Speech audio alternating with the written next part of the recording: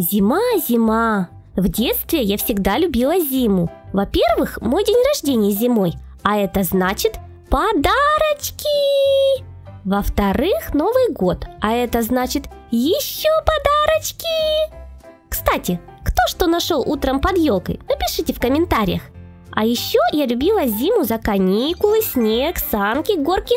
Хотя нет, на каникулах, как назло, снега никогда не было. Эх, а вот как только нужно было идти в школу, так сразу снега навалит по колено. И мы после уроков бежали на горку, которая была на нашем стадионе возле школы. Почему там был такой холм, точно я не знаю. Поговаривали, что под ним было бомбоубежище, но правда это или нет, не могу сказать. А горка была очень классная, и съезжали мы с нее как попало. Иногда находили какие-то картонки, иногда съезжали на чьем-то школьном рюкзаке.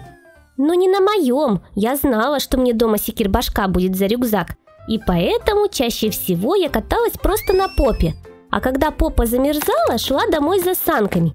И здесь главное было, чтобы меня не загнали домой насовсем, ведь вид у меня после таких катаний был примерно такой. Но на санках съезжать было просто улетно. Дело в том, что внизу этой горки росли деревья, и главным нашим развлечением было проехать между деревьями и не врезаться. Хотя врезаться и падать в сугроб было намного веселее. Ха-ха-ха-ха! Класс! Еще одним моим зимним развлечением было ходить на елку. Что в этом было веселого, сейчас расскажу. Я жила в самом центре микрорайона, и прямо в 2 шагах от моего дома на новогодние праздники устанавливали елку. Но не простую елку, а крутящуюся. Она стояла на круглом подиуме, ограждена заборчиком и крутилась. А скоростью ее оборотов руководил дядечка, сидящий в маленькой будке. Хе-хе-хе. Мало того, что этот подиум был под наклоном и частенько покрыт льдом, забраться на него было как прохождение сложного уровня. Так еще и дядечка в будке развлекался как мог. То включал больше оборотов. Ну, на самом деле она крутилась не так быстро, просто нам так казалось. А то резко останавливал, и мы все вместе просто вылетали. Возле елки оставались только те, кто крепко держался за заборчик, а нам приходилось заново проходить сложный уровень. В общем, было весело. И вот знаете, что удивительно? Нас с друзьями нельзя было заставить пойти домой погреться. Такое было ощущение, что в детстве я совсем не ощущала холода или просто не обращала на него внимания. Может, это такая суперспособность всех детей? Потому что сейчас, мне кажется, я мерзну постоянно. Бррр. Все равно холодно. Все равно. Пойду греться. Сейчас бы горячего шоколада. А вот мне интересно, хорошо ли вы учились в школе? Или сейчас хорошо учитесь? Я вот училась хорошо. Даже можно сказать хорошо с плюсиком. Маленьким таким плюсиком. Я даже попала в класс с развивающим обучением. В общем, все бы ничего, но был у меня один сбой в программе. Я очень медленно читала. И по технике чтения у меня всегда было 2 балла. И все это из-за нее. Да-да, вот она во всем виновата. Это зауч младших классов. Она всегда проверяла у нас технику чтения. Я ее очень боялась. Она постоянно грызла свои очки и говорила хриплым, противным голосом: «Читай! Время пошло!» У меня тут же все буквы перепутывались, и я не могла прочитать ни одного предложения. Хорошо, что оценки за технику чтения не шли в журнал и особо не портили мне успеваемость. В старших классах не могу сказать, что я стала быстрее читать, но у меня появилась суперспособность запоминать большие произведения с первого раза. Лолка-мегамозг! Потому что прочитать еще раз я просто не успевала. Еще одним жирнющим плюсом было то, что я хорошо рисовала. И это мне очень сильно помогало в учебе. А все потому, что всем учителям хотя бы раз, но надо было что-то нарисовать. Кому плакатик к открытому уроку, кому стенд оформить. А торговаться я умею.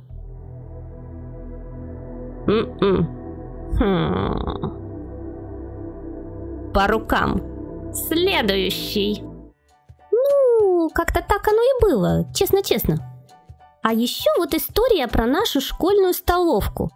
В старшей школе на большой перемене я всегда бегала в столовую за булочками. Просто вкуснющими булочками. И были у меня в классе 2 одноклассника качка, которые были постоянно голодными. Растущий организм и все такое. И начали они караулить всех, кто шел со столовой с чем-то вкусненьким. А потом делали так. Ну, прикол у них такой был, не смешной. А что делать? Сделать вот так? Вообще не вариант, они же качки. Но я придумала, как их отучить. Каждый раз, выходя из столовки, я демонстративно, чтобы все увидели, начала делать так. Ну, некрасиво, конечно, но после этого никому уже не хотелось выхватывать у меня булочку. А что? Ну, надо же было как-то выживать. Через какое-то время мою фишку подхватили и другие ученики, и это превратилось в такой себе флешмоб. А если бы его еще на музычку наложить?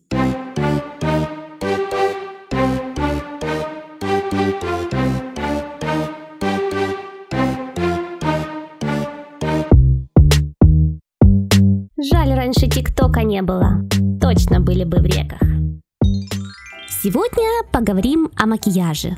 Между прочим, Всемирная ассоциация косметологов утверждает, что если нажать на красную кнопку «Подписаться», то можно избавиться от прыщей навсегда. Честно-честно, не верите? Ну и правильно делайте. А на кнопочку все равно нажмите. Я вот считаю, что мне крупно повезло. Меня природа наградила большими губами, но в детстве я особо не видела в этом какой-то прелести. Во-первых, потому что меня в школе называли губошлепиком. Ага, вот вы, я знаю, вы мне всегда завидовали. А во-вторых, потому что мои губы очень часто обветривались и трескались на морозе. Это было ужасно. И поэтому первой моей косметикой был обычный бальзам для губ. У него еще такой запах был вкусненький, клубничный. Всегда хотелось откусить кусочек. Наверное, поэтому он у меня так быстро и заканчивался. Упс. А вот самой обычной помадой я впервые накрасила губы в 5 классе. И это было сплошное разочарование. А случилось это как раз в день влюбленных, 14 февраля. В этот день у нас в школе работала любовная почта. Знаете, что это? Ну, можно было написать записочку с признаниями в любви кому угодно. Указываешь просто имя, фамилию и класс, и ему в конце дня доставляют.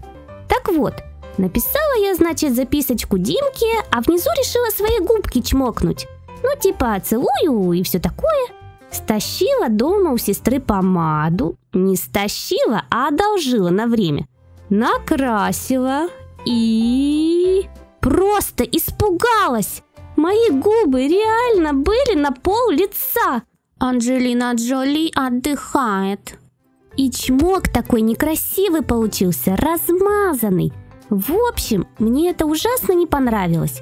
Пришлось и записульку свою переписывать, и идти смывать всю эту красоту. Хорошо, что меня тогда никто не видел. После этого я крашу губы только бальзамом или помадой под цвет губ. Хватит с меня ужастиков. Но зато я очень люблю красить глаза. Реснички там, веки. И этому меня учила моя старшая сестра. Сегодня мы повторим пройденное, как накрасить ресницы тушью, и научимся подводить глаза карандашом. Это целое искусство. О, это точно. Ну вот почему на бумаге ровную линию провести, это расплюнуть. А вот когда нужно стрелки на глазах нарисовать, так руки трясутся, как у алкаша. В общем, не раз мне приходилось смывать и начинать подводить глаза заново. а то так можно всех людей на улице распугать. А вот еще такой вопрос, девочки. Хорошо ли у вас получается смывать косметику? У меня с этим всегда были проблемы. Я перепробовала абсолютно разные средства для снятия макияжа, но на утро результат всегда одинаковый. В зеркале на меня смотрит пандочка. Или может все-таки алкаш?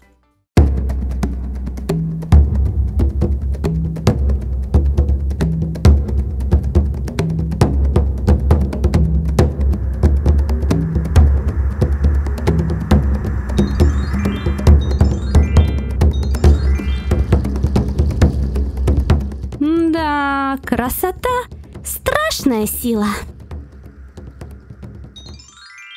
О, ща как расскажу, так расскажу. Историй из универа и общаги очень много, так что устраивайтесь поудобнее и смотрите.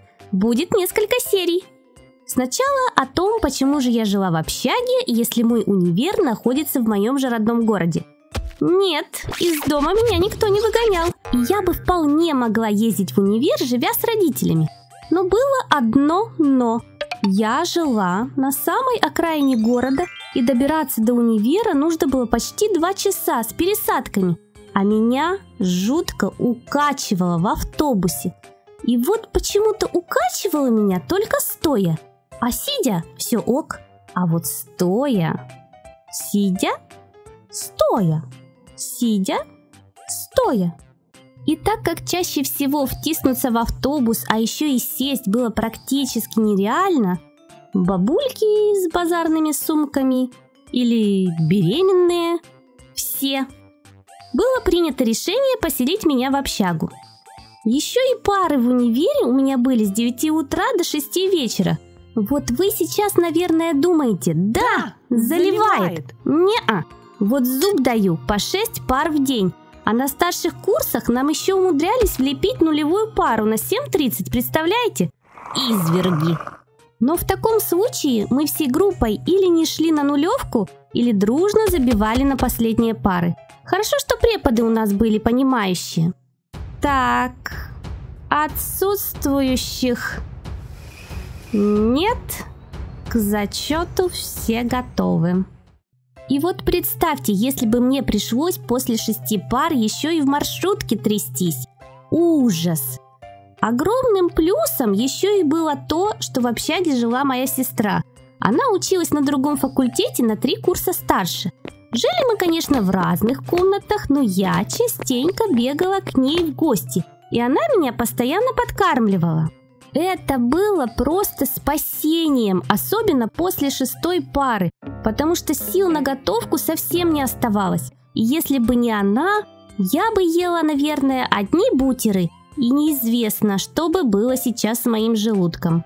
Так что спасибо, систер. А вот со мной в одной комнате жили 2 девчонки, Кристинка и Юлька, из факультета филологии. Кафедра иностранных языков. И так как this is общага, детка, нам приходилось как-то уживаться. А девчонки были абсолютно разные. Кристинка... Крис. Вечно где-то пропадала. Искала себе приключения на мягкое место. Поэтому мы с ней редко пересекались. Когда я приползала после 6 пары, она уже убегала на гульки. А вот Юлька, ну типичная зубрилка, она вечно что-то учила. Я могла проснуться в 3 часа ночи попить водички, а она все «London is the capital of Great Britain. London is the capital of Great Britain». Маленькая поправочка. Учила она, конечно, что-то посложнее, чем Great Britain, но это все, что я помню из инглиша, поэтому сори. И чтобы совсем не сойти с ума вечерами, я одевала наушнички и... уц. Ну, или просто дрыхла. А потом мне надарили денежек на день рождения, и я купила себе маленький телек. В то время еще не было качественного мобильного интернета, и поэтому я убивала время не в Ютубе или ТикТоке, а за просмотром сериальчиков. Нам нужно серьезно поговорить. Да-да, я тебя внимательно слушаю, дорогая. Я упала с лестницы и потеряла. А иногда было еще и так. Пс-пс. С тебя телек, с нас DVD-шник с фильмом, а 8-я комната уже жарит попкорн. Встречаемся через 5 минут. Только тс.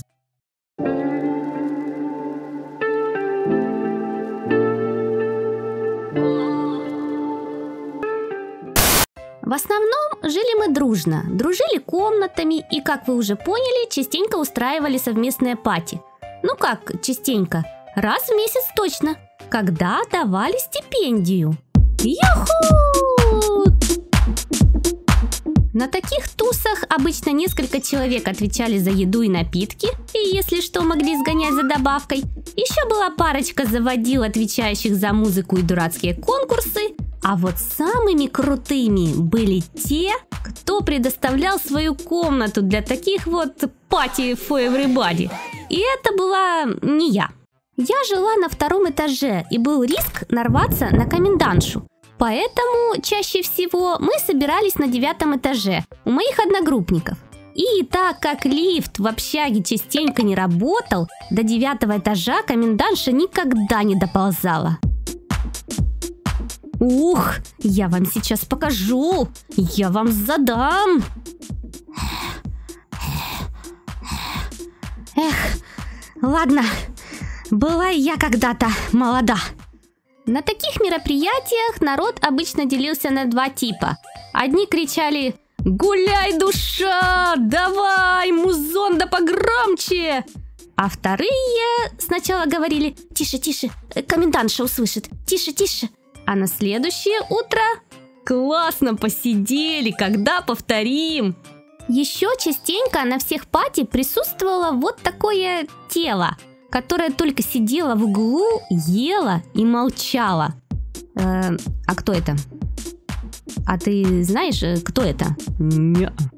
Звали его или Вова, или Вася. У меня плохая память на мужские имена на букву «В». Но его никто никогда не выгонял. И я потом поняла, почему. В конце каждой тусы он тихонько вставал, сгребал весь мусор в пакеты и выносил. Какой все-таки незаменимый человек для нашей компании этот Вова. Или Вася. Кушай, кушай. Но, к сожалению, стипендия у бедных студентов заканчивалась очень быстро, и поэтому оставшиеся дни месяца были не такими веселыми. Эх, скукота. А вообще, комендантша своими визитами нас не часто доставала. Зато вот кто доставал, так это общежитские кавалеры. И в основном это были кавалеры-крестинки. Эй, позови Крис. Скажи, пусть Крис выйдет. А Кристинка дома?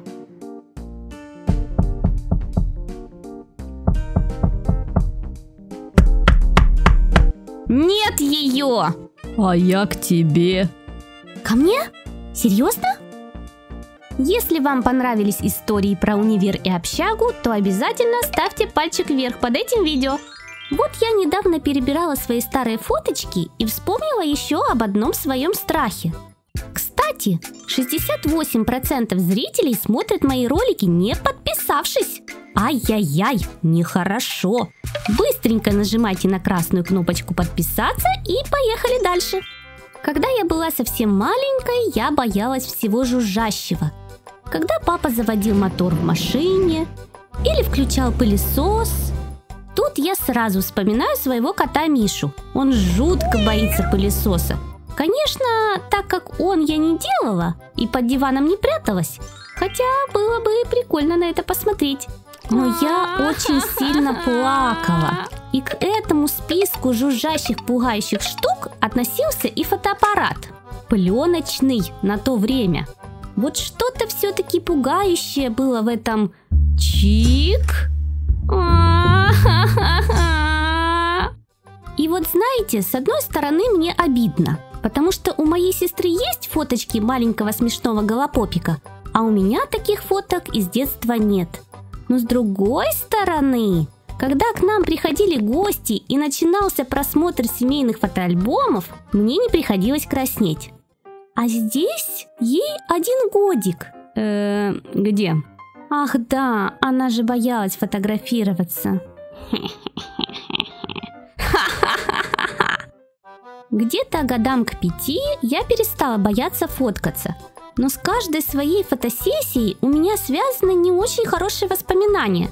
Помню, как в детском саду к нам для фото привели живую обезьянку. И что вы думаете? Прямо во время съемки она наложила кучку прямо мне на платье. Обидно. Платье было красивое. А во Дворце культуры на новогоднем празднике в меня плюнул верблюд. Не спрашивайте, что делал верблюд на новогоднем празднике. Наверное, его с северным оленем перепутали. Короче, я и сейчас не очень люблю фотографироваться. Когда мне говорят «улыбайся», то у меня сразу перекашивается улыбка и начинает дергаться глаз. И фото получается, мягко говоря, не очень. Еще один страх из детства у меня связан с лифтом. Не, лифты меня не пугали, и клаустрофобии у меня нет. Но я боялась ехать в лифте именно с папой.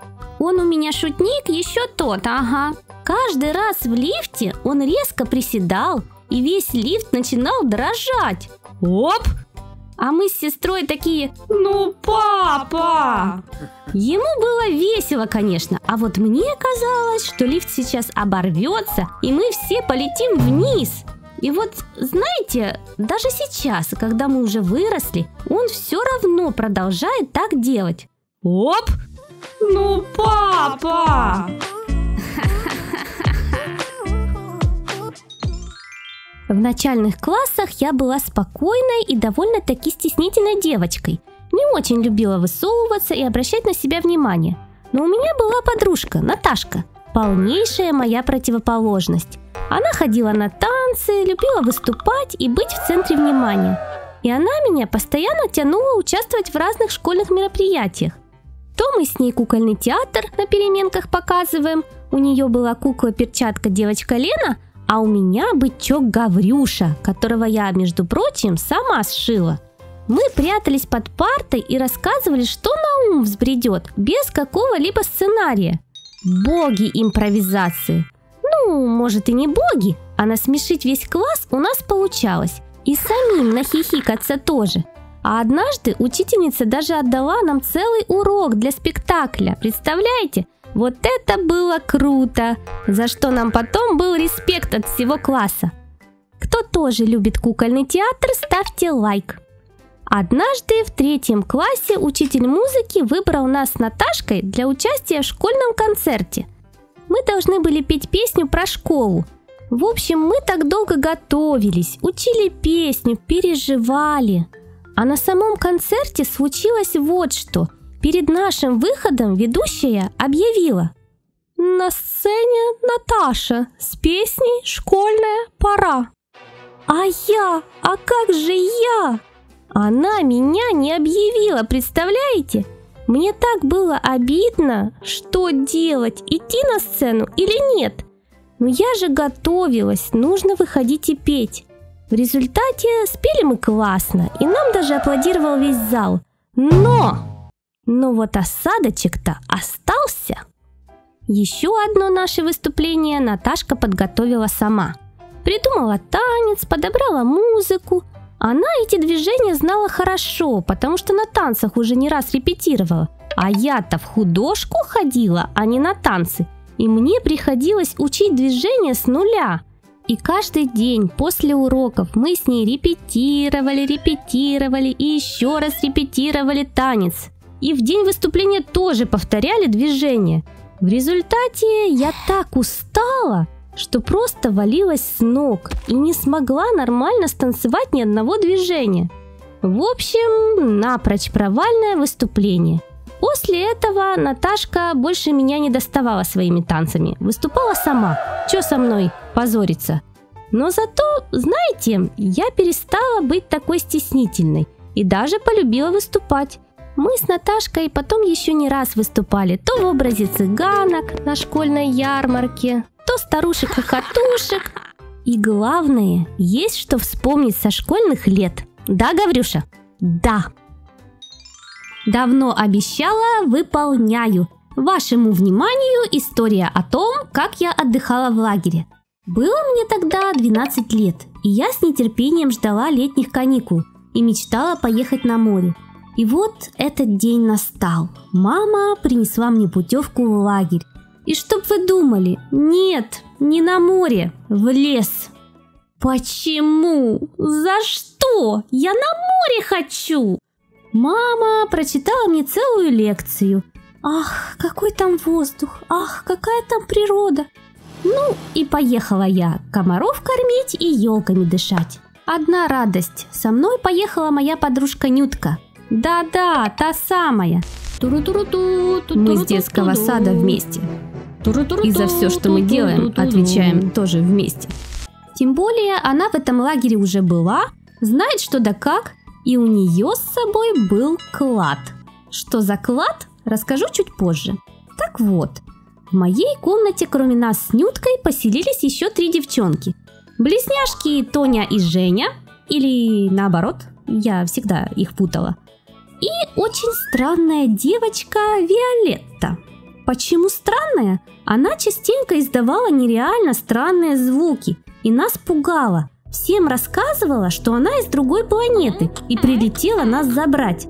Да, мы поначалу реально верили. Пытались даже установить межпланетный контакт. А потом узнали, что ей просто гланды вырезали, поэтому она теперь может издавать такие звуки. Фух, хорошо, что ты не НЛОшка. Что касается мальчиков в нашем отряде, то тут, как на подбор, жители леса. Бобер, фамилия просто Бобрик была. Винни-Пух, сладкое жутко любил. И Вуди, ну который Вудпекер, ну который... Кто помнит этот мульт, ставьте лайк. Остальные мальчишки особо ничем не отличались, поэтому и не запомнились. А эта троица везде бродила вместе и постоянно выкидывала какие-то приколы. То охраннику лагеря шнурки завязали, когда тот уснул на посту, то пробрались на сончасе в радиорубку и врубили на всю дискотечный музон. И нашему отряду частенько из-за них влетало, и нас потом вечером не пускали на дискотеку. Да как так-то? Это же единственное развлечение было в этой глуши.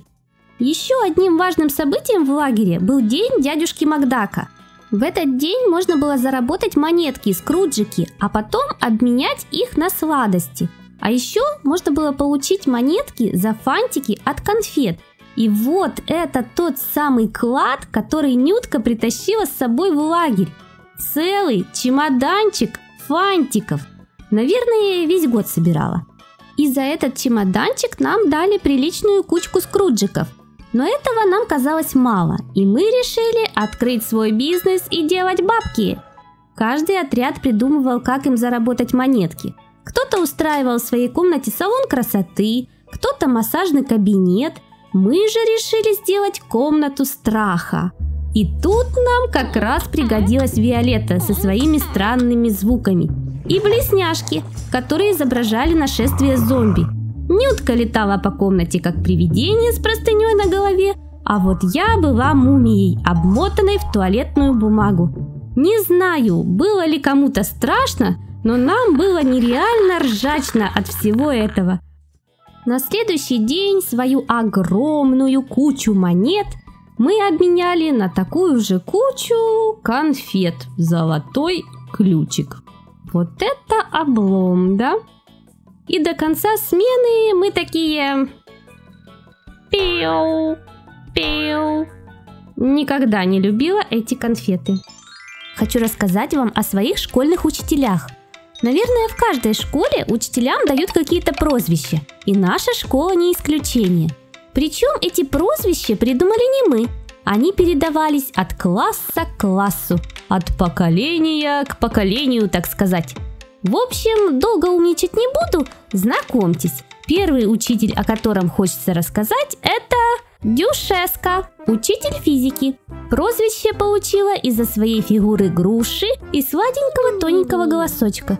А еще частенько на уроке она начинала икать, как будто газики выходят у газировки Дюшес. Ну, вы поняли, да? А вообще, это добрейший души человек, из тех учителей, которых все любят и иногда вылазят им на голову. Дети, кто мне расскажет, как звучит третий закон Ньютона? Я знаю, что вы все знаете. Ну давайте хором. Действие тому действию, что-то там, противодействие, ля-ля-ля-ля-ля, ля-ля-ля-ля. Молодцы, всем ставлю отлично. А это учитель английского языка. Звали ее Галина Степановна. Но мы называли ее просто Зечка. Зечкой ее прозвали совсем не из-за криминального прошлого, а из-за того, что она очень любила использовать артикль «the» и тулила его ко всем словам, даже там, где не надо было. А еще каждый раз на уроке мы тупо переписывали какие-то предложения из учебника в тетрадь, особо не понимая, о чем там речь. Наверное, поэтому английский я знаю so-so. И это, собственно, все, что мне запомнилось из ее уроков. Скукота. Ой, пардон. Скукота. А вот одним из моих любимых учителей была учитель биологии. Прозвище Себастьян. Ну тут сходство налицо. Она была из тех учителей, которые вечно были на 3 класса. Она залетала в класс с фразой: «Деточки, лапочки, я на 3 класса, пишем число, классная работа». И дальше она уже договаривала в коридоре, и ее уже никто не слышал. Весь урок училка где-то пропадала, а когда звенел звонок, приходила забрать свои вещи. А потом, чудным образом, у нас в журнале появлялись хорошие оценочки. Вот знаете, я вообще человек неконфликтный, и со всеми учителями старалась дружить. Но эта учительница преследовала меня на протяжении всей учебы. Помните ее? Да, зауч младших классов, техника чтения. А вот в старших классах она вела еще и урок истории. Отсюда прозвище Истеричка. У нас с ней была взаимная нелюбовь. Истеричка ко мне постоянно придиралась по пустякам. То не так записала конспект, то неправильно контурные карты начертила. Переписать, перечертить. А еще меня бесили ее фразочки.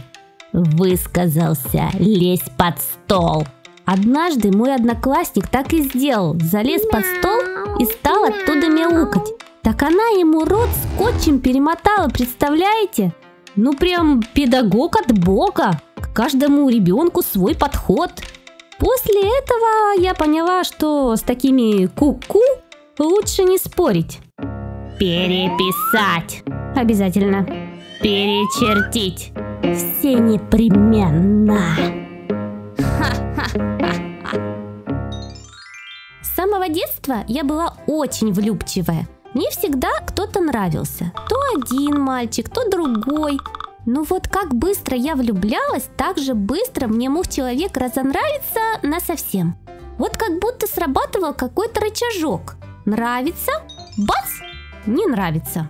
Например, в детском саду мне нравился мальчик Костя. Он всегда садился возле меня, ходил со мной за ручку и дарил мне свои поделки и аппликации.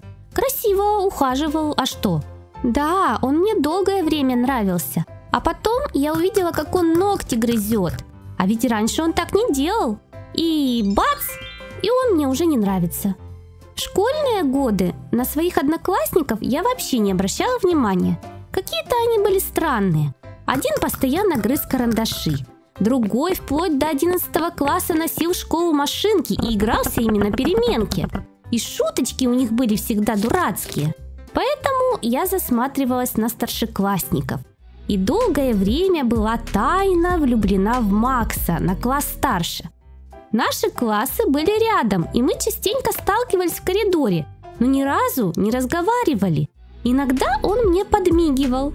О-о-о! Но однажды он зашел на урок в наш класс, и я услышала его голос. «Здрасте! А можно у вас стульчики взять?» Я была в шоке. как у такого крутого, классного парня может быть такой противный, писклявый голосок? Ну и опять рычажок бац, и Макс мне уже не нравится. Хоть я и не обращала внимания на своих одноклассников, но они-то на меня очень даже обращали. В 11 классе в меня был влюблен Славик. Все об этом знали, но он сам даже вида не подавал. И вместо каких-то ухаживаний, наоборот, старался меня как-то подколоть или обидеть. И из-за этого Славика мне частенько делала всякие пакости моя одноклассница.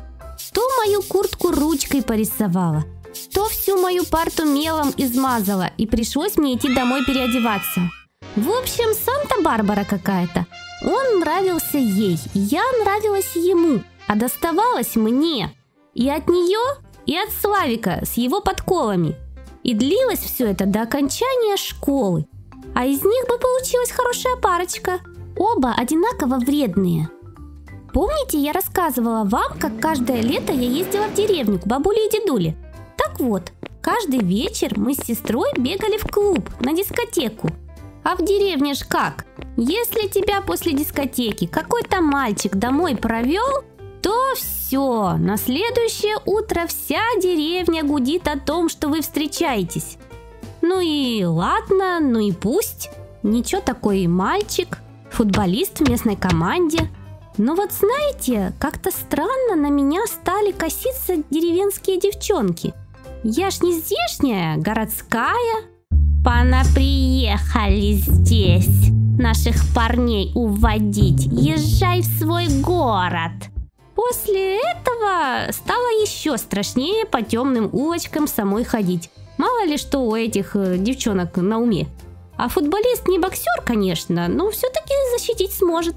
Так что так и провожал он меня каждый вечер до самого моего отъезда. А начну я свою историю с того, что когда я закончила школу, у меня не было парня, даже приблизительно. И я особо и не парилась по этому поводу. И ты свободен от ушей до хвоста, перекусил слегка, и жизнь легка, хакуна матата. А потом меня стали доставать вопросами родственники. Ну что, женихи-то есть? И подруги. Да, котик, я перезвоню. И что, у вас там в универе вообще парней нет? Ну, есть, наверное. Молодой человек, помогите, пожалуйста, мольберт до аудитории дотащить. Я вообще-то девушка. Прикинь, подруга, я ее с парнем перепутала. Это я вообще-то парень. Упс. Ну, вы поняли, да? Не все, конечно, были такие творческие. Были и вполне в моем вкусе. Высокие, широкоплечие. Но был один минус. Такие парни обычно были заняты.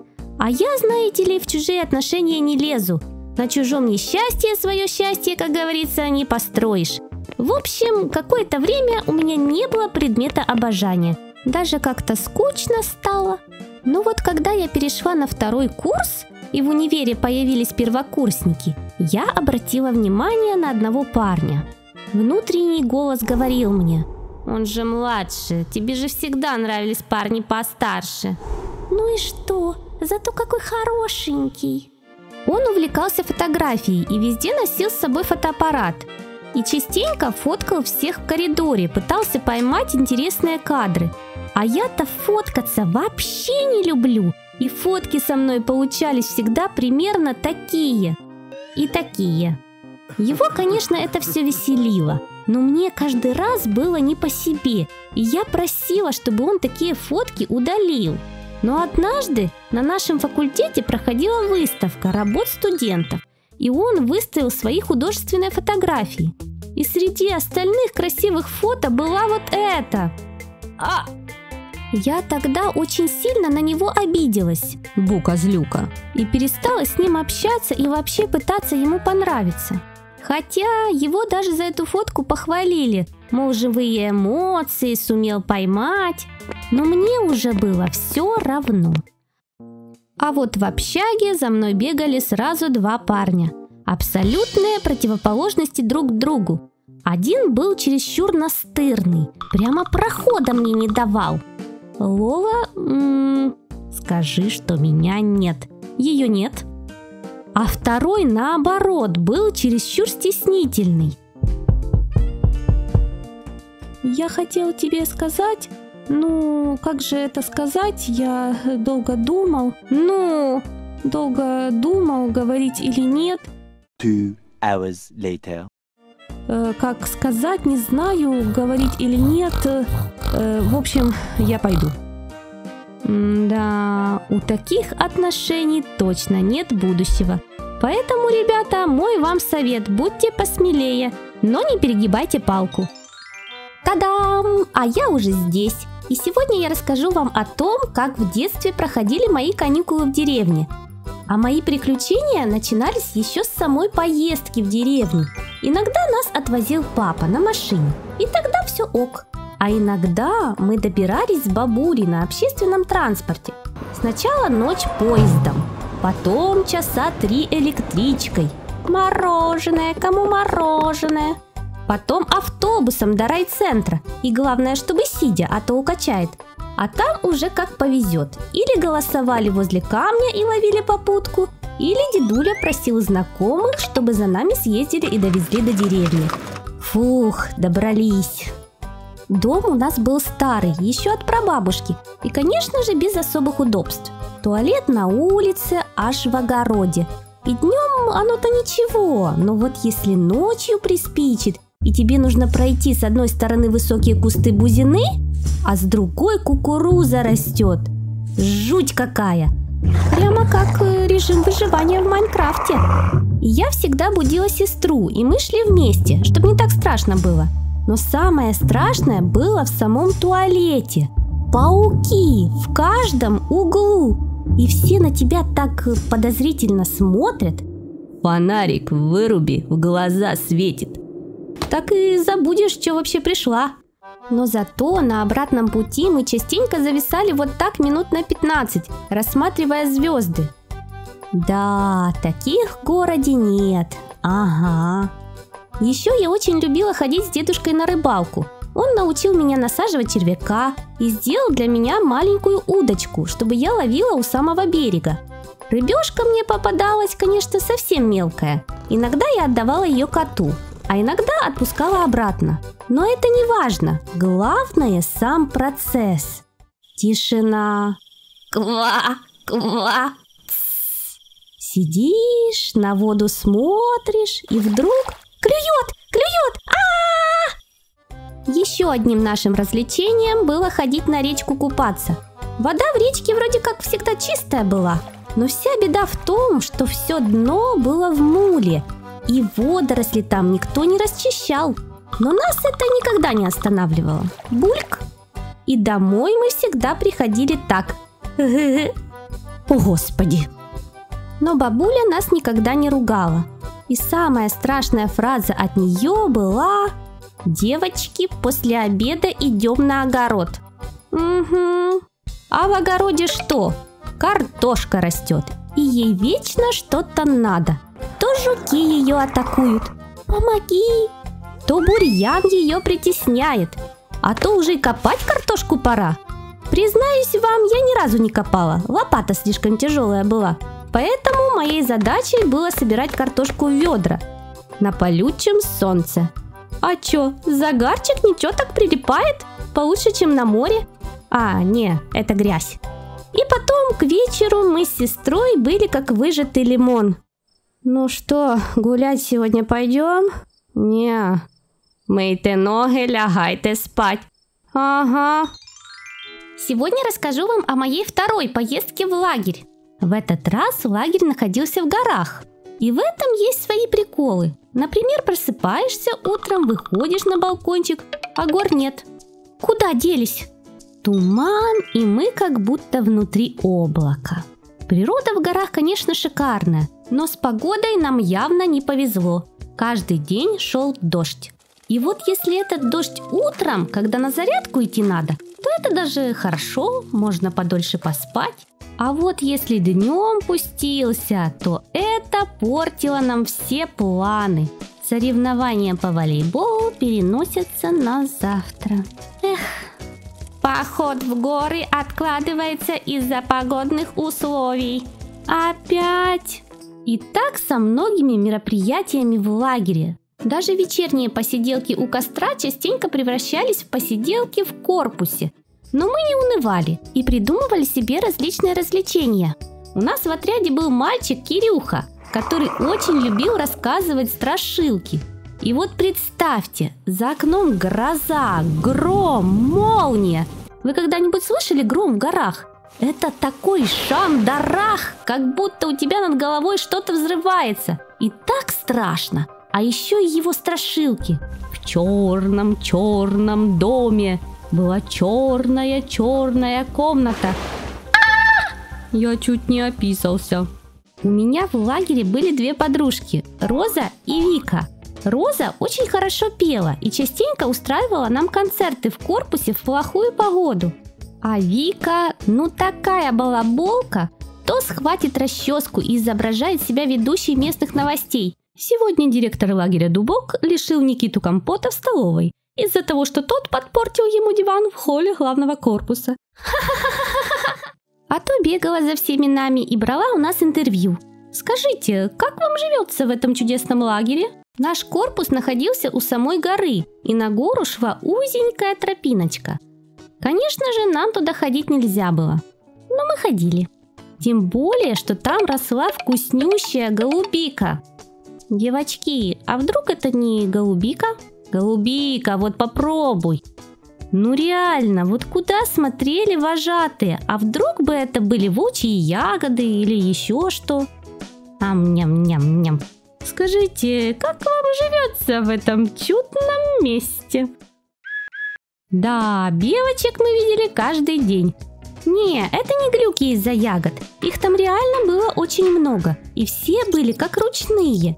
Вожатые давали нам орешки для белочек, и мы ходили их кормить. Никита, дай еще орешек. Нет, Ну это же для белочек. Хотя Никиту можно было понять. Нас очень плохо кормили в столовой. Если уж девчонки не наедались, то что можно было говорить о мальчиках? Из основных блюд на каждый день лапша с творогом.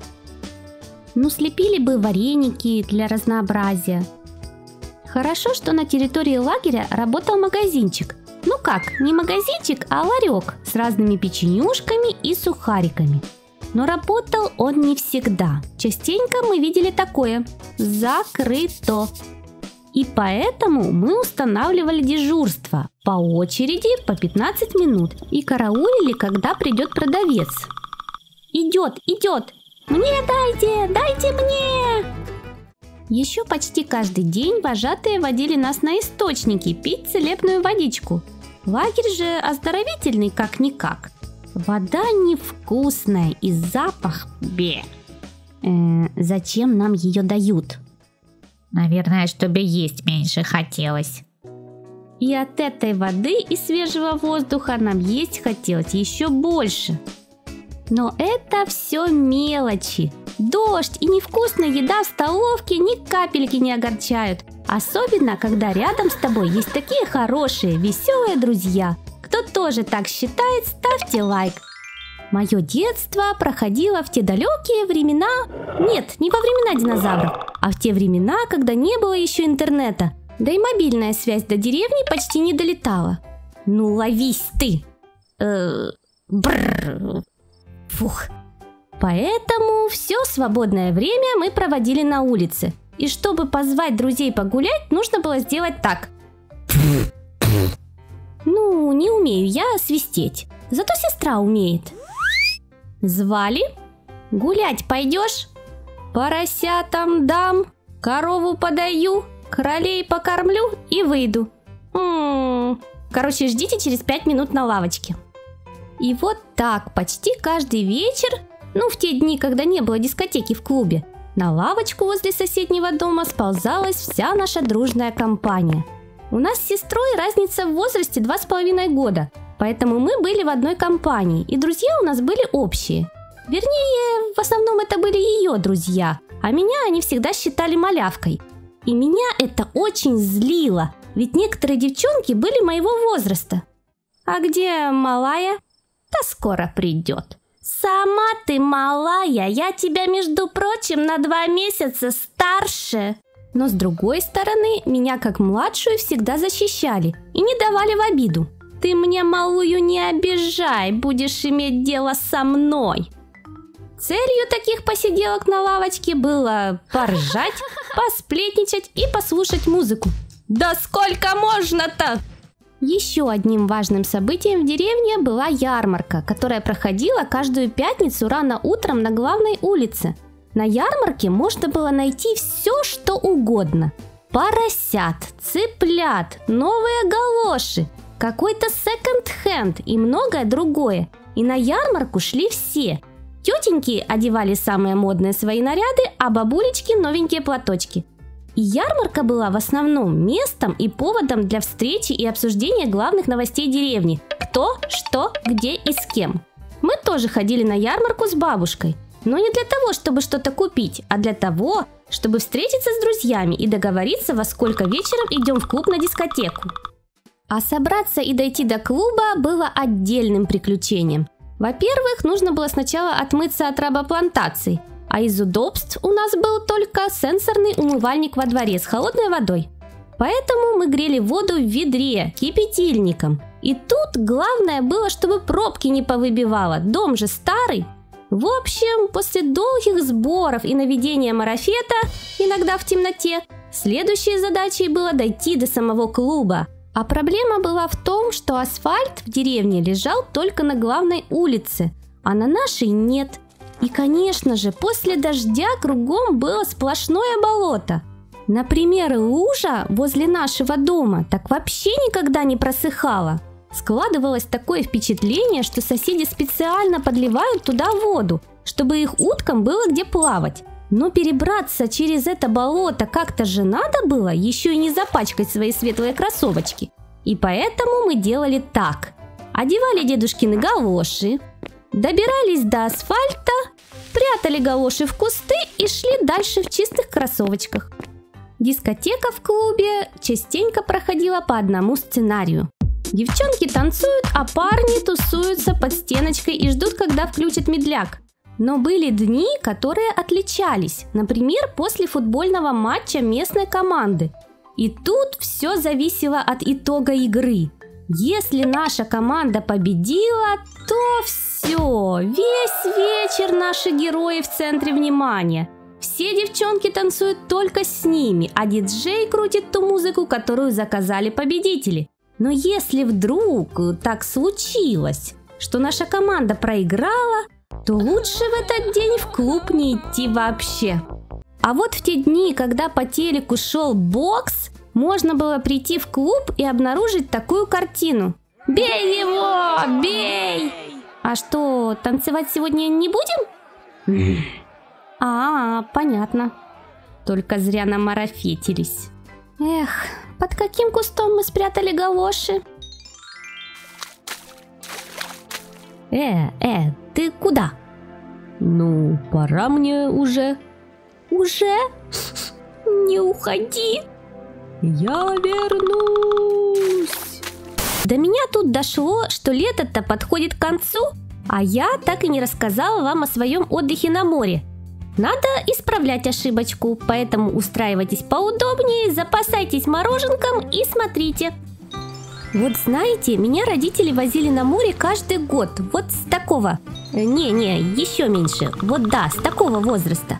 Мы ездили и дикарями с палатками, и в разные пансионаты и базы отдыха. И можно было бы сказать, что об отдыхе на море я знаю все. Но нет, каждый год я почему-то продолжаю совершать одни и те же ошибки. И ошибка номер 1 – это правильно собрать вещи. Так, это мне нужно, и это маечка, и вот это обязательно нужно взять. А еще этот сарафанчик беру, и вот это все, вдруг холодно. Все пригодится. Все дни отпуска. Шорты, майка, шорты, майка, шорты, майка. А мы море так и не увидели. Ошибка номер 2. Желание быстро загореть. О, я тут одна, что ли, белая, как сметана? Так, хочу красивый загар. Этим же вечером. Все печет. Помажьте меня сметанкой, пожалуйста. Через 5 дней. Ну нет. Ошибка номер 3. Попробовать все вкусняхи на пляже. Сочная сахарная кукуруза. Мне, дайте мне. Креветки. Кому креветки? Я хочу, дайте мне. Пахлава медовая. Дайте 2. Нет, 3. Освежающие коктейли. Уже лечу. Через час. Чё-то я объелась. Ошибка номер 4. Только море, никакого бассейна. В бассейн не пойдем. Мы же на море приехали, нужно накупаться. Бррр. Нет, не сегодня, успею еще. На следующий день. Фу, водоросли, не хочу. Еще через день. Медузы! На какой-то там день. Ты что, серьезно? Я из-за тебя столько километров отмотала, а ты волны, медузы, да ну тебя!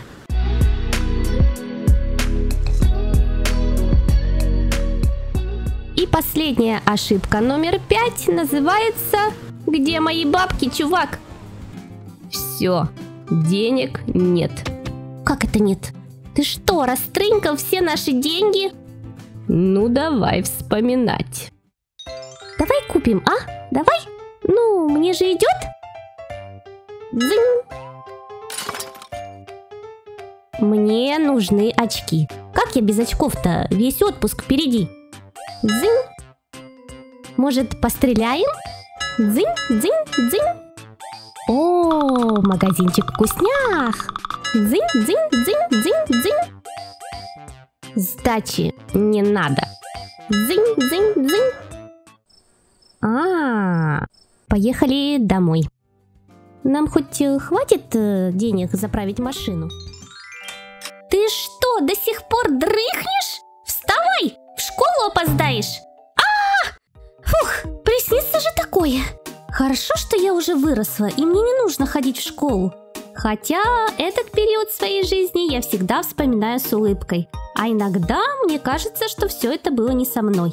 Ну вот что для вас было самым классным в школе? Ну, что-то же должно было нравиться. Я вот очень любила продленку. Уроки закончились, тебя вкусно кормят в столовке и выводят на улицу. И тут начинается самое интересное. У мальчиков свои игры. Чаще всего это догонялки. А вот мы, девочки, любили играть в кустики. Что? Не знаете такую игру? Рассказываю. По всему периметру нашей площадки росли кусты. И это были наши домики, в которых мы готовили кушать, ходили друг к другу в гости. И главное было первой занять самые пушистые кусты. Типа самый моднявый дом. Но каждый раз случалось такое. Это мои кустики! Я буду в них жить! Жить в кустиках. Нет, я первая их увидела. Девочки, кажись, тут собачьи какули. Уговорила, это твои кустики. Так о чем это я? Ах да, кустики это были наши домики. Вместо тарелок листочки, в которых мы насыпали суп из веточек и камешек. Или может это были не камешки? Девочки, кажись, тут собачьи какули. Не будем об этом. И нам нравилась такая игра.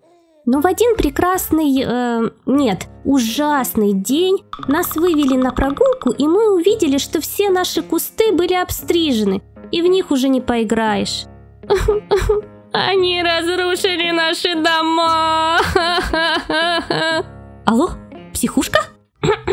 После этого прогулки на продленке были уже не такими интересными, но любовь к подобным играм у меня осталась. И как-то раз на каникулах мы с Наташкой приметили на территории школы одно корявое дерево. с толстыми ветками и решили на нем поиграть, но у нас никак не получалось на него забраться. В это время в школе делали небольшой ремонт и меняли часть перил на лестнице, а старые просто сносили на мусорку. И да, мы с Наташкой спионерили один кусок этих перил. Ну, они же никому не нужны были, а нам очень даже пригодятся. Теперь мы запросто могли забраться на дерево и поиграть. У Наташки была своя комната на одной ветке, а у меня своя. Мы приносили туда игрушки из дома, разные покрывала и подушечки, а вечером все забирали, а перила прятали за заброшенной пристройкой возле школы. И так каждый день. Но однажды мы пришли поиграть и обнаружили пенек. Они разрушили наш дом! Оказывается, дерево было трухлявое. Потом мы решили найти себе другое дерево для игры, но оказалось, что наши перила тоже пропали. Наверное, какие-то бомжи сдали их на металлолом. Сегодня расскажу вам о моих друзьях. Некоторых из них вы уже видели в других моих роликах, но я хочу рассказать о них поподробнее. И начнем с Наташки. Да, это она была в прошлом ролике. Мы с ней сдружились с самого 1 класса. Особой красотой она не отличалась, но всегда была уверена в себе и в том, что она красотка. Наташка очень любила танцевать и ходила на танцы всегда, в любую погоду. «Я дойду! Меня не сломать!» Ее занятия частенько были поздно вечером, и ей приходилось возвращаться домой одной по темным улочкам. И поэтому она всегда носила в кармане вилку. «Не подходи!» А еще Наташка учила французский и мечтала поехать в Париж. «Пан де ля пассе». А ты уверена, что это французский? «Oui». Но у нас с Наташкой бывали и ссоры. Главной причиной были учебники. Это сейчас любой учебник можно в интернете скачать, а раньше учебников на всех не хватало, и нам выдавали 1 на 2. И чтобы сделать домашку, приходилось созваниваться, выходить на улицу и отдавать учебник. Но Наташка была очень хитрая и делала так. «Ой, не могу тебе вынести, нога после танцев болит». Или еще так. «Не могу ключи свои найти, занеси книжку мне домой, пожалуйста». Да, ссорились, но все равно дружили. А это Нютка. Вы ее тоже, скорее всего, помните. Человек-позитив. Никогда не жалуется, даже если все плохо. Не парься, прорвемся. Мы вместе ходили в художку и частенько отлынивали от уроков, рисуя учителям плакаты. У Нютки было множество интересов. Она болела за итальянский футбольный клуб «Рома». Да куда ты бьешь? Да не в те ворота! Хотя мне всегда казалось, что сам футбол ей не очень интересен. Посмотри, какой милашка. А еще слушала группу «Король и Шут». В черном цилиндре, наряде старинном, в город на праздник путник очень спешил. Ну, кто знает, тот знает. В общем, с ней никогда не бывало скучно. А эту девчонку зовут Маришка. Высокая, стройная, длинноногая красотка. Участница местного конкурса красоты. Мы частенько ходили гулять втроем. Маришка всегда любила обувь на каблуках, а я вечно носила кроссы. И поэтому рядом с ней я себя чувствовала коротышкой. «Маришка, я тебе туда позвоню!» А еще девчонки жутко не любили котов. И когда приходили ко мне в гости, кис-кис-кис-кис, у моего кота случался нервный срыв. Мяу! Девочки, может, чайку попьем? Лови его! Ну нет так нет.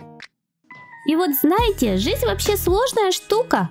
Вы можете ссориться и мириться, но настоящие друзья всегда тебя поймут и поддержат. И даже если вы сейчас живете на разных континентах, вы всегда можете нажать эту волшебную кнопочку и... Алло? Слушай, я тут ролик новый записываю. А ты не помнишь, как там в песне поется? Ты чё сдурела? У меня сейчас ночь. Сори. В черном цилиндре, наряде старинном, в город на праздник путник очень спешил. Вот завидую я вам, ребятки, тем, кому сейчас 6, 8, 10. Вы же мультики можете смотреть, какие хотите, в любое время. Закачал и смотри, хоть все серии за раз. Захотелось водички попить, поставил на паузу. А если что-то не понял, перемотал и пересмотрел еще раз. Когда я была совсем крохотулиной, мультики шли по телеку только по расписанию в определенное время. И если ты на это время не успел, задержался, например, где-то по очень уважительной причине. Нет, это было просто ужасно. У кого тоже в детстве было так же, ставьте лайк. Помню, как после школы часа так в 2 крутили мульт «Злые бобры» или «Крутые бобры». Я прибегала со школы, включала телек и сразу слышала «Тара-та-тара-та-тара-та-тара-та». И вот за то время, пока играла музыка с заставки, нужно было успеть переодеться, помыть руки и положить себе что-нибудь пожевать. У меня классные родители всегда разрешали есть с подносом перед телеком. Жаль только, что серии были такие короткие, и нужно было ждать до завтра, чтобы посмотреть следующую. Еще одним моим любимым мультсериалом того времени был «Эй, Арнольд!».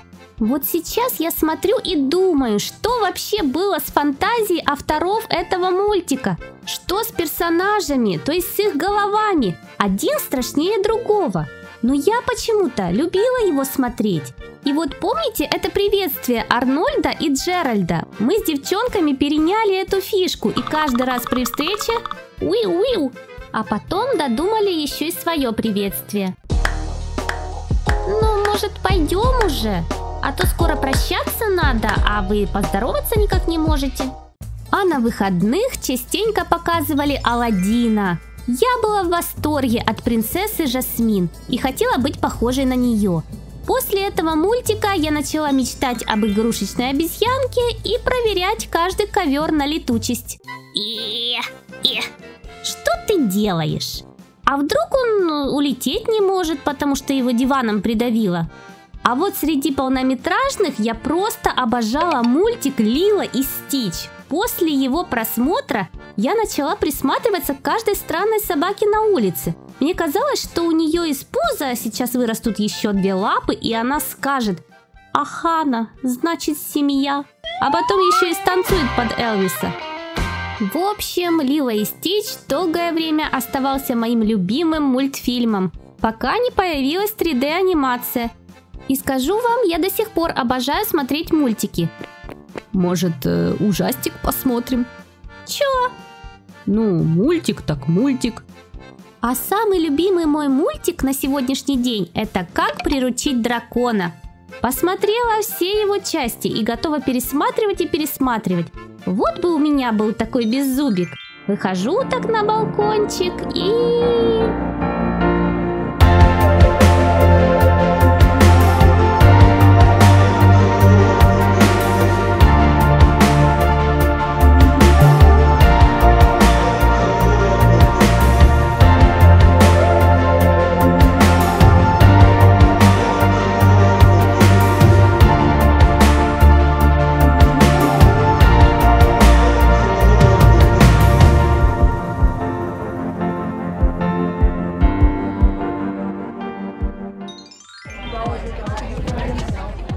Скажи, а ты знаешь, что такое попыт? У тебя есть попыт? Ты играешь в Simple Dimple? Какой антистресс круче? В твоем детстве были антистрессы?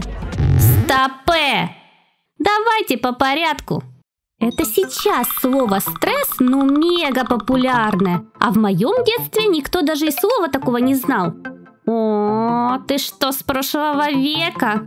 Ха! Я с прошлого тысячелетия. Где-то в далекие 90-е. У тебя стресс, да? Чё? Ну, в смысле, чё ты психуешь? Да, попытов тогда не было, чтобы потыкать и успокоиться. И пупырчатую пленку я тоже не лопала. У меня ее не было. Но у нас были игрушки, которые по праву можно было назвать антистрессами. Вот, например, пружинка. Успокаивает капец как. Мы играли с ней во дворе, в школе. Устраивали соревнования, чья пружинка быстрее спустится по ступенькам вниз. Чистая победа. Пружинки были разного диаметра и разной формы. И мне хотелось иметь все и сразу. Ну вот, как сейчас все скупают попыты, тогда скупали пружинки. Но был в них один минус. Они постоянно запутывались. И распутать их было просто нереально. А это очередной стресс для ребенка. Еще одной популярной успокаивающей игрушкой было йо-йо. С ним ходили все, ну прям все-все. Его можно было найти в кармане каждого школьника. Я училась делать всякие крутые трюки с йо-йо, но частенько от этого страдал мой сосед по парте. Бым! Ой, прости. Еще после долгой игры случалось такое. Я его не чувствую! Его уже не спасти. Нет, живой. А вот третье место в номинации «Антистрессы моего детства» занимают попрыгунчики и лизуны. Эти игрушки развеселить могли кого угодно, только не родителей и учителей. Мой попрыгунчик частенько попадал в мамины вазочки, картины на стенах, в телевизор, слава богу, не попадал. Но все равно родителями было установлено строгое правило играть попрыгунчиком только на улице. И поэтому я частенько теряла его в траве. Мам, я не могу его найти. Yes! Пошли купим новый. А вот лизуны... А вы вообще знаете, что это? Такой липкий шарик, бросаешь его в стену, шмяк, и потом наблюдаешь, как он медленно отлепляется и спускается по маминым любимым обоям вниз, оставляя на стене жирный след. Ну, это типа слайм самого первого левела. Он как-то уж очень быстро у меня пропал. Мам, ты не видела мой лизун?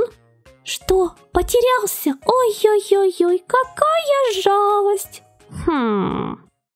А вот есть ли у меня сейчас антистрессы и играю ли я в попыты Simple Dimple?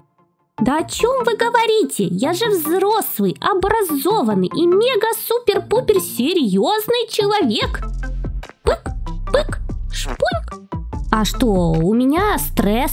Потому что ты вот ролик смотришь, а не подписываешься. И лайк до сих пор не поставил. Так, это рассказала. Это тоже. Что там дальше? Интернет-знакомство. Да, и такое было в моей жизни. Как я до этого докатилась, сейчас расскажу. Когда я переехала жить в другой город, мне было так грустно и одиноко. Мне не хватало общения. У меня совсем не было друзей, только знакомые на новой работе. Но и там особо пообщаться не удавалось. И на улице со мной тоже никто не знакомился. Мне мама частенько говорила: «Ты всегда с таким лицом, что к тебе просто так в маршрутке не пристанешь». Интересно, с каким это таким лицом? С таким, что ли? Не подходи! Не-не-не, надо сделать лицо попроще. Девушка, передайте за проезд. Короче, не знаю, что было не так с моим лицом, но новых знакомых у меня так и не появлялось. И тут сестра посоветовала мне зарегиться на сайте знакомств. Ну, ладно, была не была. Заполнила я анкету, и у меня появилось много знакомых. Мы стали переписываться, и меня стали приглашать на свидание. И первое мое свидание было абсолютно провальным. Иду, значит, такая, иду, никого похожего на того парня с сайта знакомств не вижу, и вдруг... Девушка, это вы, Лола? Нет. А что? Нечего было в анкете писать рост 1,80 м. Нельзя отношения начинать с вранья. Нельзя. А вот свидание со вторым парнем началось просто замечательно. Во-первых, фото на сайте совпадало с оригиналом. И рост, и вес, как в анкете, плюс-минус. Ну вот что-то меня все-таки смущало. Какой-то он был подозрительно чересчур красивый. И потом я поняла, в чем дело. Оказалось, что он модель, снимается для разных журналов. И весь вечер мы говорили только о нем, как он ухаживает за своими волосами, каким кремом для лица он пользуется. В общем, самовлюбленный красавчик, который кроме себя никого не замечает. Наверное, если бы я встала и ушла, он бы этого даже не заметил. Свидание с третьим парнем тоже началось неплохо. Мы встретились в парке, гуляли. Он рассказывал о прыжках с парашютом, которыми он увлекался, и все больше и больше начинал мне нравиться. Но вдруг он сказал: Еще я увлекаюсь психологией отношений. «Чё?» Психологией отношений. И все бы вроде ничего, увлекайся себе на здоровье. Но вот только оставшуюся часть вечера я себя чувствовала каким-то подопытным кроликом.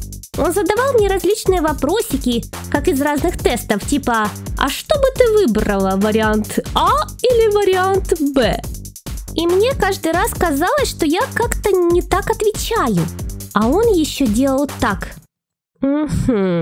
Понятно. И что ему там было понятно, мне непонятно. Короче, я притворилась, что мне срочно куда-то пора, и смылась. Он больше мне не звонил. Наверное, я все-таки не прошла его психологический тест. Но я особо-то и не расстроилась. Еще одно знакомство, о котором я хочу рассказать, началось как-то не очень. Переписка не клеилась вообще. Но я почему-то согласилась встретиться. И знаете, ни разу не пожалела об этом. Это было самое лучшее свидание, веселое и романтичное. И с тех пор мы не расстаемся. Так что, кто ищет, тот найдет. И неважно, сколько будет провальных свиданий. Главное, не отчаиваться. И тогда вы точно найдете своего человека, с которым будете на одной волне. Вот у меня вопрос. А вы любите ходить по магазинам? Я вот обожаю покупать новые вещи, особенно обувь. Она так классно пахнет. Клей. Но вот ходить по магазинам я вообще не люблю. Ну что в этом может быть хорошего? Тебе нужно обойти кучу магазинов, пересмотреть миллионы разных шмоток, большая часть из которых тебе не понравится. А еще и эти приставучие... Вам помочь? Нет. Вам подсказать? Вам очень идет. При создании ролика ни один консультант не пострадал. И знаете, со временем у меня появилось одно правило. Если я за первые полчаса хождения по магазинам ничего не купила, то уже и не куплю. Ровно через полчаса у меня портится настроение. Начинают болеть ноги. Дайте отдохнуть. Все брендовые вещи моментально превращаются в тряпки. Бе. Это сейчас в тренде. Опять ты. А в зеркале на меня смотрит толстуха. Мне все это не идет. Я как сосиска. И вся эта любовь к магазинам не просто так. Все из-за детской психологической травмы. Да какой еще травмы? Что ты выдумываешь? Ну, надо же драматизму нагнать, чтобы интересней было. Ну, ладно, никакой травмы не было, но неприятные воспоминания остались. Когда я была маленькая, в нашем городе еще не было таких огромных гипермаркетов и торговых центров. И чтобы купить одежду, нам приходилось ехать на центральный рынок в другой конец города. Мы просыпались рано утром на выходных, что уже не особо приятно. Папа сажал нас в машину, и мы ехали. Долго ехали. Рынок был такой огромный, или это я маленькая была, не знаю. И народу там всегда было тьма тьмущая. Нам приходилось протискиваться между рядами и одновременно успевать рассматривать, что же там продают. Кроме нас, покупателей, в проходе еще частенько толпились вот эти тетеньки. Пирожки! Кому пирожки? Своими сумками они загораживали весь проход и мешали пройти. И самым большим моим страхом было отпустить мамину руку и потеряться в толпе. А там тебя уже воруют цыгане и заставляют петь в переходе. Бррр. А если ты решился на рынке что-то померять, то тетенька-продавщица даст тебе картоночку и закроет самодельной ширмой из какой-то тряпочки. Условия во! И самое ужасное было в том, что нам нужно было обойти весь рынок, а вдруг в следующем ряду что-то получше, поинтереснее. И как результат, замученные, уставшие, мы ехали домой. Поэтому сейчас, когда мне нужно что-то купить в магазине, я стараюсь это сделать максимально быстро и не тратить на это целый день. Вы сейчас, наверное, думаете, так чё ты мучаешься? Закажи в интернете и все дела. Нет. Был у меня неудачный опыт заказа вещей в интернете, и даже не один. Но об этом я расскажу уже в другой раз. Детский день рождения против взрослого. Подготовка к празднику. Ребенок. Так, кого пригласить? Только самых близких друзей. Мам, ну тут человек 50 получилось. Взрослый. Так, кого пригласить? Это готовить придется полдня. Потом придут, все съедят и гору посуды оставят. Не-не-не, человек 5 и хватит. Ребенок. Нужно все украсить. Больше шариков, больше. Взрослый. Может, уборку сделать? Окна помыть, мебель переставить, обои переклеить. Алло, притормози! Ну да, и так сойдет. Но вот кота я все-таки помою. Мяу! Ребенок. Нужно пораньше лечь спать, чтобы побыстрее наступило завтра. Взрослый. Что я могла забыть? Что? Так, телефон зарядила, чтобы все могли дозвониться. За интернет заплатила. Что я забыла? Да спи уже. Да как тут уснешь-то? Утро в день рождения. Ребенок. Ура! Я проснулась! Идите все уже меня поздравлять! Только 5 утра. Ты чего так рано? Взрослый. Да кто это в такую рань решил меня поздравить?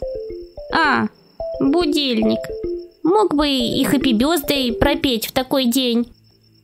Подарки. Ребенок. Поздравляю, это тебе. С днем рождения. Поздравляем. Это тебе все подарки. Сколько подарков! Класс! Побежали открывать. Взрослый. Поздравляем. Купи себе что-нибудь. Это тебе. На исполнение желаний. Спасибо, спасибо. Дзынь. О, кума поздравила. Комплименты и поздравления. Ребенок. Ты такая уже большая. Да, мама говорит, я хорошо кушаю, поэтому быстро расту. Взрослый. Ты такая уже большая. Ты чё, хочешь сказать, что я толстая? Я много ем? Ребенок. Вот и стала ты старше на год. Да, я уже прям такая взрослая. Взрослый. Вот и стала ты старше на год. Да уж, и старость не за горами, пенсия, сплетни с бабками у подъезда. Эх, за меня! И, наконец-то, торт. Ребенок. С днем рождения тебя! С днем рождения тебя! Что же загадать? Загадала. Сбудется? Взрослый. С днем рождения тебя! С днем рождения тебя! Это чё, мой торт? А чё так много свечек? Не-не-не, это не мое. Мне их подкинули. Финал вечера. Ах, я играю на гармошке у прохожих на виду. Слава богу! День рождения! Там вообще-то, к сожалению, поется. Слава богу! К сожалению! Только раз в году! Почему я решила рассказать вам о своем котейке перед Новым годом? Да потому что появился он у нас именно перед Новым годом, 30 декабря. Тетенька возле рынка раздавала котят. У нее из сумки выглядывали 3 милые мордочки, и мы решили взять себе самого крупного и живенького. Ну, чтобы не больной был. И лучше бы мы взяли самого спокойного, потому что уже 31 декабря он сидел на верхушке нашей елки, жевал дождик и, в общем, делал все, чтобы нам хотелось отнести его обратно. Но я не из тех, кто так быстро сдается, и поэтому я решила заняться его воспитанием и сделать из него человека, так сказать. Назвали мы его Мишка из-за буквы М на лбу, хотя ему больше подошло бы имя мафиози, например, потому что вел он себя именно так. Следил, нападал из-за угла, кусался, а потом ходил еще как-то так странно боком. Ты чё? А ты чё? Мяу! Да, тапком он часто получал за такое свое поведение. И решила я его отучить кусаться. Вычитала в интернете, что каждый раз, когда кот кусается, нужно издавать какие-то пугающие звуки. И тогда кусание у него будет связано с неприятными ощущениями. В общем, насыпала я мелких камней в пластиковую бутылку, и когда кот меня кусал, тарахтела этой бутылкой. Звук, вы сами понимаете, не очень приятный. А коту хоть бы что. Складывалось впечатление, что его этот звук не пугает, а еще больше злит. Мама. А когда кот хочет есть, знаете, что он делает? Нет, не кричит мне на ухо. Он начинает жевать провода под моим компом. Понимает, что от этого звука я вскочу с кровати быстрее, чем от мяуканья. Но у тебя же есть еда. Иди доедай. Там видно дно. Пить хочу. В миске есть вода. С крана хочу. Ну, как вы поняли, особо воспитать мне его не получилось. Но с годами он стал поспокойнее, и мы научились как-то вместе уживаться. Так, я в магазин, надо взять пакетик.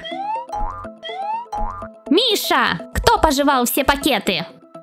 Да, а вот еще история. Как-то раз мы уезжали в отпуск и договорились со знакомыми, что кот какое-то время поживет у них. Кое-как я затолкала его в контейнер. Ну ты и толстяк! И вышла на улицу, и вдруг контейнер каким-то образом открылся. Ты плохо его закрыла. И кот выскочил из контейнера. И тут-то я поняла, что со мной не кот живет, а зверюга дикая. Он шипел, на всех бросался. Страшно было даже к нему подойти. Короче, ловили мы его больше часа, еле споймали. Вот такой вот парень с характером нам достался. Но я его все равно люблю. Где-то в глубине души. Кстати, где он? А что это за звук? Только попробуй перекусить гирлянду. Кусь! А сейчас кошачий новогодний хит. Мяу-мяу-мяу. Мяу-мяу-мяу. Мяу-мяу-мяу-мяу-мяу. Мяу-мяу-мяу. Мяу-мяу-мяу-мяу.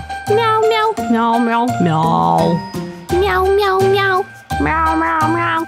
Мяу-мяу-мяу-мяу-мяу. Мяу-мяу-мяу. Мяу-мяу-мяу-мяу. Мяу-мяу-мяу-мяу-мяу.